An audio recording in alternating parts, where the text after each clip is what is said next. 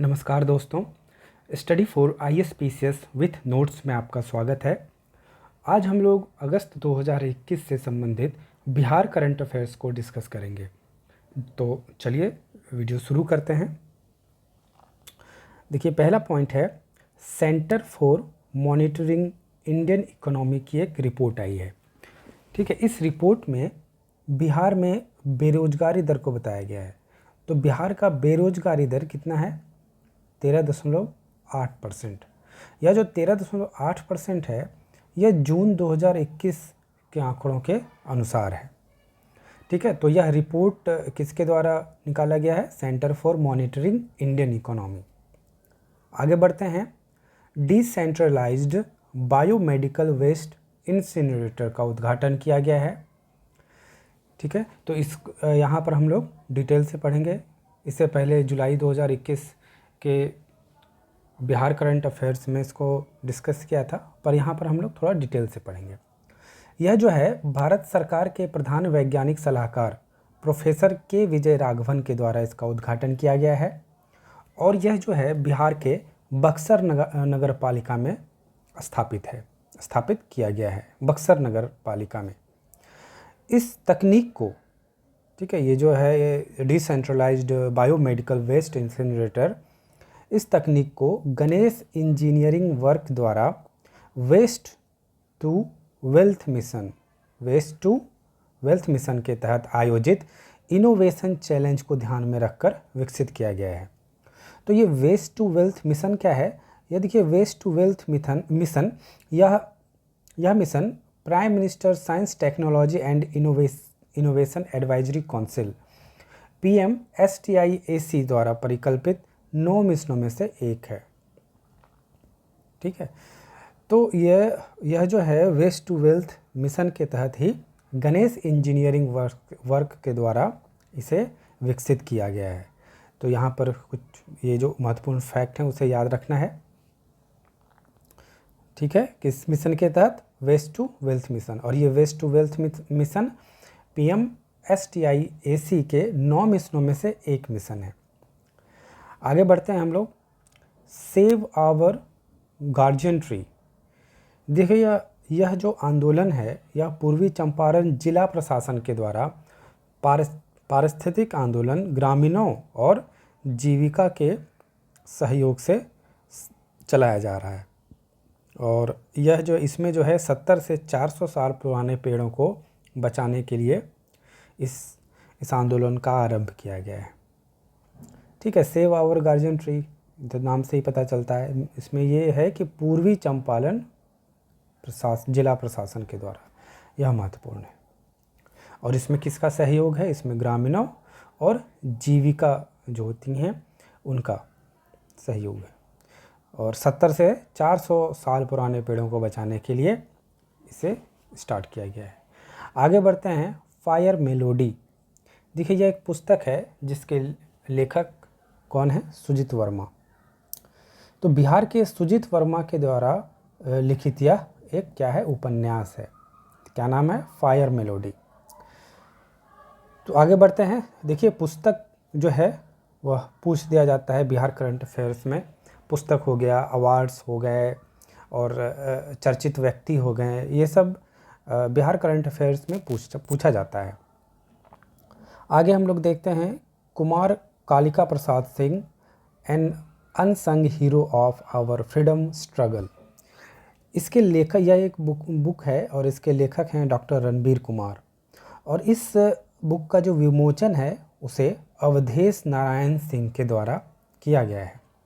तो ये कुमार कालिका प्रसाद सिंह कौन हैं, इसके बारे में जान लेते हैं। ये जो है गिद्धौर रियासत के राजा थे। ठीक है, हिस्ट्री के लिए यह महत्वपूर्ण हो जाता है। सीधा सा पूछ देगा कि कालिका प्रसाद सिंह कौन थे, या फिर इनके बारे में 2-3 स्टेटमेंट देकर पूछ लिया जाएगा कि इनमें से कौन सत्य है या फिर कौन असत्य है।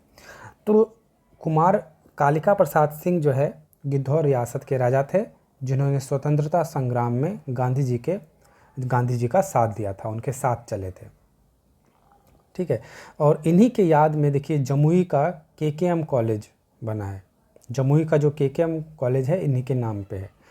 तो केकेएम कॉलेज का क्या नाम है? Kumar Kalika memorial college. ठीक है, आगे बढ़ते हैं। सुखेत मॉडल। देखिए, सुखेत मॉडल की जो चर्चा है वो प्रधानमंत्री के मन की बात में की गई थी। प्रधानमंत्री के मन की बात में सुखेत मॉडल की चर्चा की गई थी। यह मॉडल जो है बिहार के मधुबनी ज़िले में अभी जारी किया गया है, यानी शुरू किया गया है। ठीक है, मधुबनी ज़िले में। यह जो है राजेंद्र कृषि विश्वविद्यालय पूसा, जो कि कहाँ है? समस्तीपुर में है। राजेंद्र कृषि विश्वविद्यालय पूसा समस्तीपुर और स्थानीय कृषि विज्ञान केंद्र के प्रयास से इस मॉडल को विकसित किया गया है। क्या होता है इस मॉडल में? तो इस मॉडल के तहत गांव के किसानों को गाय का गोबर, खेत से निकला कचरा और घरेलू कचरा एकत्र किया जाता है और इस कचरे के बदले में ग्रामीणों को रसोई गैस के लिए पैसे दिए जाते हैं। ठीक है, तो यह मॉडल है।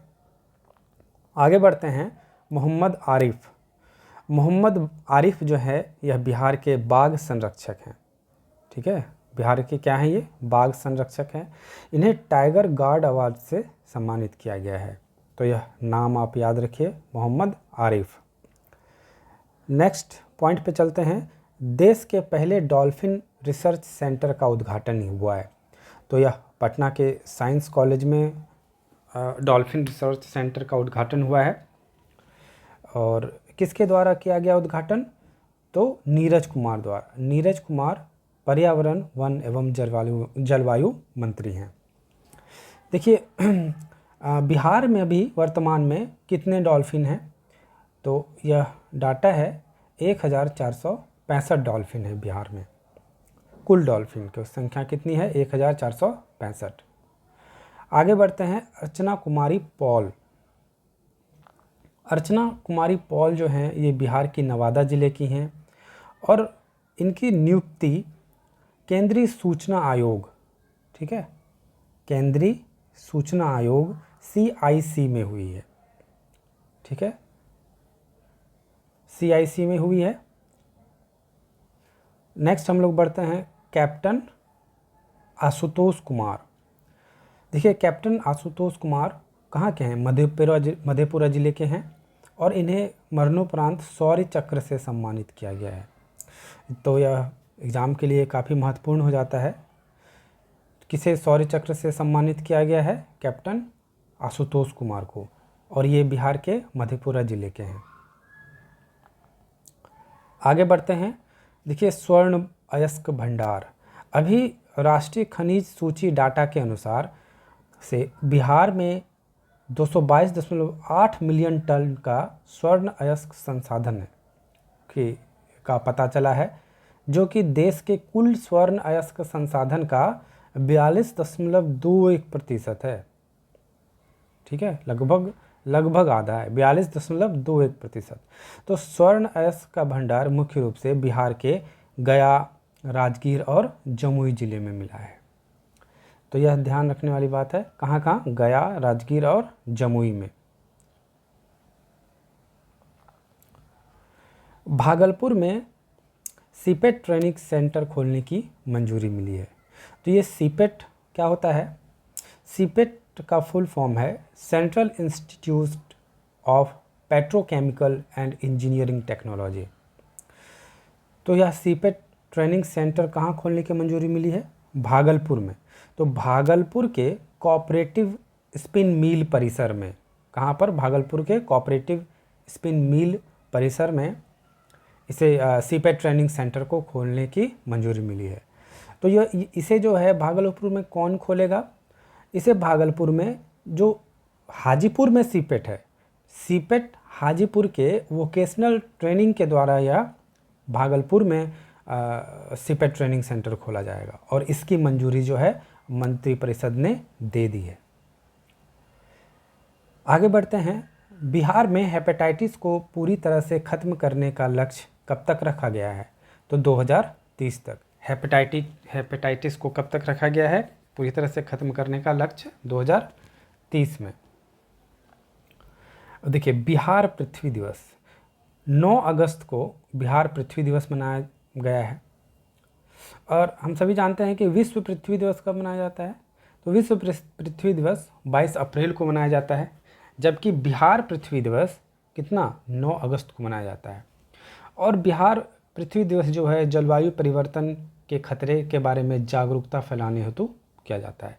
देखिए, जलवायु परिवर्तन से मुख्यतः जलवायु में परिवर्तन होता है और जिससे मौसम जो है सही नहीं रहता है, सही से पानी नहीं पड़ता है, बारिश नहीं होती है, जिससे कि खेतों में फसल अच्छे से नहीं हो पाते हैं और इसका सीधा प्रभाव किसानों पर पड़ता है, किसानों की जीविका पर पड़ता है। ठीक है, इसलिए भी बिहार पृथ्वी दिवस को मनाया गया इस बार 9 अगस्त को। आगे हम लोग पढ़ते हैं अक्षय पात्र फाउंडेशन। बिहार के सरकारी स्कूलों में मिड डे मील योजना के क्रियान्वयन के लिए इसी एनजीओ को चुना गया है। ठीक है, स्कूलों में मिड डे मील योजना चलती है, तो इसके क्रियान्वयन के लिए किस एनजीओ को चुना गया है, तो अक्षय पात्र फाउंडेशन को। आगे बढ़ते हैं विवेक सागर प्रसाद। देखिए, टोक्यो ओलंपिक 2020 में भारतीय पुरुष हॉकी टीम के खिलाड़ी हैं ये विवेक सागर प्रसाद, और यह सिवान जिले के निवासी हैं। तो